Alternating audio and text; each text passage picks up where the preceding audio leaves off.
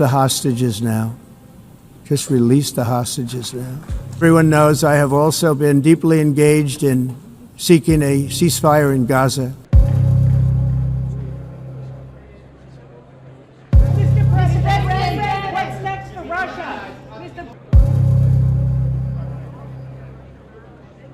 Every day we witness suffering, genocide. Trump के गजा plan के लिए तुर्की रेडी है। ट्रंप के गजा फॉर्मूले पर खतर तैयार है। ट्रंप की गजा मिलिट्री में जॉर्डन शामिल है। ट्रंप की संयुक्त सेना में सऊदी अरब। ट्रंप के लिए पाकिस्तान देगा एटमी कुर्बानी। ट्रंप के कहने पर मिस्र गजा युद्ध लड़ेगा। ट्रंप को सबसे बड़े मुस्लिम देश ने सन्न कर दिया।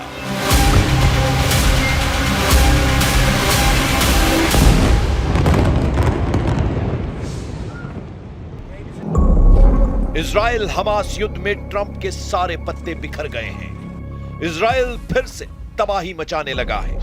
गजा में भयानक हमले हो रहे हैं। जमीन दहल रही है, आसमान जल रहा है। अब तो समुद्र में ड्रोन बम फटने लगे हैं। इजराइल के हमले सीरिया और लेबनान में भी तेज हो गए हैं। यूएन महासभा में ट्रंप के भाषण के बाद इजराइल भड़का हुआ है, क्योंकि भाषण के बाद ट्रंप ने 8 मुस्लिम देशों के साथ मीटिंग की। इस मीटिंग में ट्रंप ने जिस तरह तुर्की को तवज्जो दी, वो नेतन्याहू को नागवार गुजरी है। तस्वीर देखिए। ट्रंप के दाईं तरफ बैठे एर्दोआन, उनके ठीक आगे कतर के अमीर, उनके बाद इंडोनेशिया के पीएम हैं। ट्रंप की बाईं तरफ जॉर्डन के किंग, फिर पाकिस्तानी पीएम शहबाज, उनके बाद मिस्र के प्रधानमंत्री मोस्तफा मदबुल्ली है। ट्रंप ने अपने बगल की सीट पर तुर्की को क्या बिठाया, इजराइल भड़क गया है। जिस तुर्की ने इजराइल को धरती से मिटा देने की धमकी दी है, ट्रंप उसे ही गजा युद्ध का खलीफा बना रहे हैं। ये बात किसी के गले नहीं उतर रही, खासकर इजराइल, जिसने तुर्की को सबक सिखाने के लिए सीरिया में तहलका मचाना शुरू कर दिया है। गोलान हाइट्स के करीब इजरायली सेना ने कुनैत्रा के कई गांवों पर हमला किया है।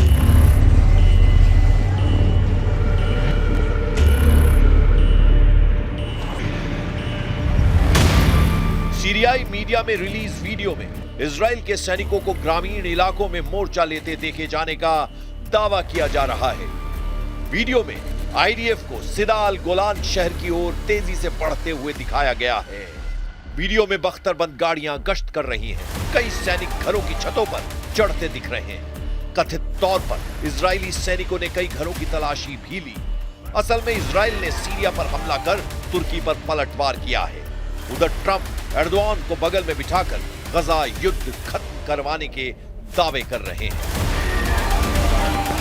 And we're here to see if we can get the hostages back and get the war over and get back to life in the Middle East. We're going to get something done because it's gone on too long, and we want it to end. And we want to get those hostages back too. We've gotten most of them back.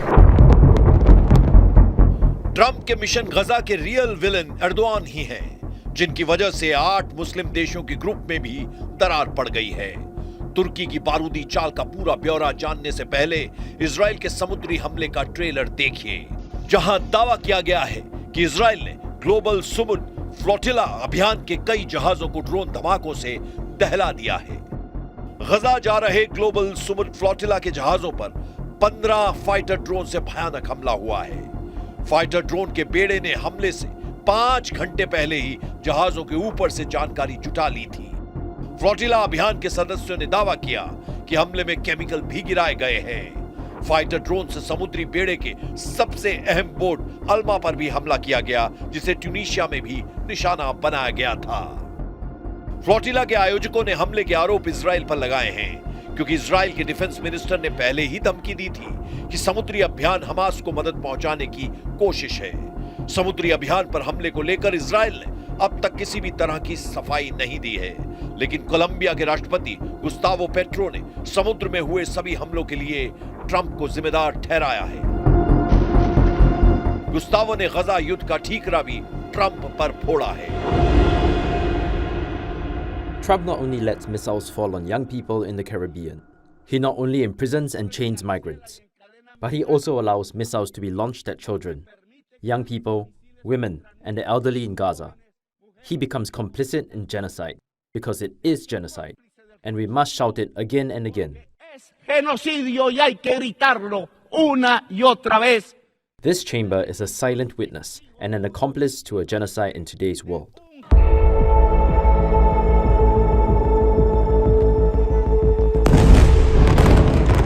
जहां गजा युद्ध को लेकर Trump पर निशाना साधा जा रहा है, वहीं तुर्की के राष्ट्रपति एर्दोआन उन्हें फुल सपोर्ट दे रहे हैं। एर्दोआन ने यह तक कहा है कि ट्रंप अकेले ऐसे लीडर हैं जो युद्ध खत्म करवा सकते हैं। ट्रंप की तारीफ के पुल बांध रहे एर्दोआन, लेकिन 8 मुस्लिम देशों की मीटिंग का सुपर सीक्रेट छिपा रहे हैं। मीटिंग में सबसे अहम 2 बातें हुई हैं। पहली बात यह कि ट्रंप के 8 मुस्लिम देशों के ग्रुप में एक जो सबसे अहम है, इंडोनेशिया, उसने इजराइल की रक्षा की मांग की है। दूसरी महत्वपूर्ण बात यह हुई है कि ट्रंप ने गजा में 8 देशों की संयुक्त सेना भेजने की पेशकश की है। ट्रंप के लिए यह डबल झटका साबित हो सकता है, क्योंकि इंडोनेशिया के प्रेसिडेंट ने यूएन महासभा में अपने भाषण का समापन शालोम कहकर किया है। हिब्रू में शालोम का मतलब आशीर्वाद है। इंडोनेशिया में दुनिया की सबसे बड़ी मुसलमान आबादी बसती है। ताज्जुब की बात यह है कि इंडोनेशिया इजराइल में कोई औपचारिक रिश्ते नहीं है। इसके बाद भी इजराइल के हक में इंडोनेशिया के खड़े होने से ट्रंप के मुस्लिम ग्रुप में फूट पड़ गई है। वहीं ट्रंप का दूसरा एजेंडा गजा में संयुक्त सेनाओं की तैनाती का है, जो तब तक कामयाब नहीं हो सकता जब तक इजराइल तैयार ना हो। जिस बैठक में इजराइल शामिल ही नहीं हुआ, वहां हुए कोई फैसले को नेतन्याहू तो कम से कम मानने वाले नहीं। जाहिर है ट्रंप का प्लान फिलहाल कामयाब होता दिख नहीं रहा। उधर इजराइल के लिए असली चैलेंज ईरान फ्रंट से आया है। ईरान से आए 2 बड़े अपडेट ने नेतन्याहू को अपसेट कर दिया है। ईरान ने अपनी एयरफोर्स की पावर फिर से जुटानी शुरू कर दी है। ईरान को रूस से MiG-29 जंगी जेट मिलने शुरू हो गए हैं। ईरान रूस से सुखोई Su-35 की डिलीवरी भी जल्द मांग रहा है। जंगी जेट के साथ ईरान ने रूस से S-400 एयर डिफेंस सिस्टम की डील भी फाइनल कर ली है। ईरान से इजराइल के लिए दूसरा अपडेट मिलिट्री साइट से आया है, जहां फिर से युद्ध की तैयारी शुरू हो गई है। 12 दिन के युद्ध में तबाह हुए सैन्य अड्डों को ईरान ने दोबारा मरम्मत कर ऑपरेशन के लिए तैयार कर लिया है। 23 सितंबर को ट्रंप संयुक्त राष्ट्र महासभा में जब ईरान पर किए हमले से अपने लिए हवा बना रहे थे, तब शायद अंदाजा नहीं था कि supreme leader Ali Khamenei surprise देंगे। 3 months ago, in Operation Midnight Hammer, 7 American B-2 bombers dropped the 14 30,000-pound each bombs on Iran's key nuclear facilities, totally obliterating everything. No other country on earth could have done what we did. No other country has the equipment to do what we did. We have the greatest weapons on earth. ये satellite तस्वीरें Iran की 2 missile centre की हैं। पहली है पार्चिन और दूसरी है शाराउड। दोनों मिसाइल प्रोडक्शन साइट्स पर फुल फोर्स में काम शुरू हो चुका है। ईरान की रॉकेट फोर्स जल्द यहां से बनी मिसाइलों से लैस होने वाली है। शायद यही वजह है कि सुप्रीम लीडर अली खामनेई ने ट्रंप से एटमी डील से साफ इनकार कर दिया है। सुप्रीम लीडर ने कहा है कि न्यूक्लियर डील ईरान के लिए हानिकारक है। در وضع کنونی مذاکره با دولت آمریکا اولا هیچ کمکی به منافع ملی ما نمیکنه، هیچ سودی برای ما نداره، هیچ ضرری را هم از ما دفع نخواهد کرد. ईरान के सुप्रीम लीडर ने दुश्मनों को धोखेबाज और हत्यारा कहकर ललकारा है। अली खामनेई ने अमेरिका इजराइल से किसी भी तरह की डील के लिए सीधे नो कह दिया है। در همه چیز خلف وعده میکنه، در همه چیز دروغ میگه، فریب اعمال میکنه، وقت و بی وقت تهدید نظامی میکنه. اگر دستشون برسه اشخاص رو ترور میکنن، همچنانی که سردار شهید ما رو، شهید سلیمانی رو ترور کردن. اگر بتوانن از این کارها میکنن یا مراکز هسته‌ای رو بمباران میکنن. طرف یه چنین وضعیتی داره. ما با این طرف نمیشه مذاکره کرد، نمیشه با اطمینان و اعتماد نشست و حرف زد و حرف شنید و قرار گذاشت. ईरान ने ट्रंप के सारे ऑफर ठुकरा दिए हैं। इजराइल ने पहले ही साफ कर रखा है कि वो दुश्मनों की किसी भी शर्त को मंजूर नहीं करने वाला है। मतलब युद्ध रुकने की कोई गुंजाइश नजर नहीं आ रही। इजराइल ने वेस्ट बैंक और जॉर्डन के बीच मौजूद किंग हुसैन ब्रिज को अनिश्चित काल के लिए बंद कर एक नया फ्रंट एक्टिव कर दिया है। कुछ दिन पहले इसी ब्रिज के पास हुई गोलीबारी में 2 इजरायली सैनिकों की मौत हो गई थी। जिस पुल को वेस्ट बैंक की लाइफलाइन कहा जाता है, उसे बंद कर नेतन्याहू ने जॉर्डन के किंग को चैलेंज कर दिया है।